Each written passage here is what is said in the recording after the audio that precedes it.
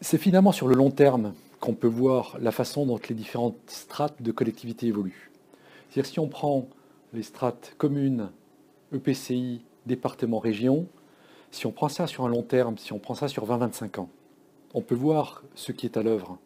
Et finalement, c'est là où on peut assister à une certaine continuité. D'un côté, il y a les communes. Les communes, on a fait le constat de l'émiettement communal. Donc on s'est dit, il est impensable de continuer avec nos 36 000 communes et que nos 36 000 communes aient l'ensemble des compétences qu'elles ont aujourd'hui.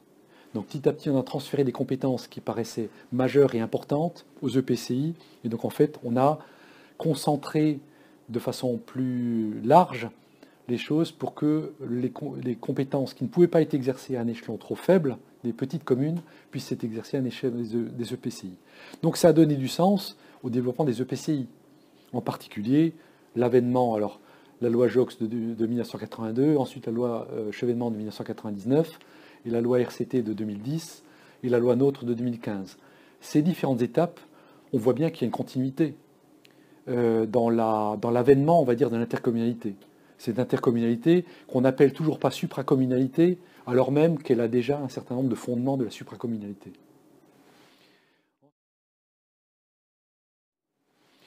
Ensuite, échelon suivant, les départements. Les départements ont, au fur et à mesure des lois de décentralisation, perdu une partie de leur substance, ou en tout cas une partie de leur dynamisme. C'est-à-dire que les lois successives, et je pense en particulier à l'acte 2 de la décentralisation, loi Raffarin, elles avaient été affaiblies déjà à ce moment-là, puisqu'on leur avait transféré un certain nombre de compétences de gestion, qui ont conféré beaucoup de dépenses dynamiques, et en particulier sur l'ensemble des dépenses sociales qui petit à petit ont explosé. Et donc de ce fait-là, la fameuse clause générale de compétences qui était encore à l'œuvre récemment sur les départements n'avait déjà plus beaucoup de substance dans la mesure où les départements ne pouvaient déjà plus l'exercer, la clause générale de compétences, puisqu'une fois qu'elles avaient mis en œuvre leurs compétences dévolues, notamment sur la question du social, des routes, des collèges, elles n'avaient plus grande marge de manœuvre pour exercer d'autres compétences. Peut-être que cette affirmation-là peut être nuancée, voire largement nuancée dans les zones rurales. Ce que je dis là, pour les départements, est peut-être moins vrai dans les zones rurales qu'elle l'est dans les zones urbaines.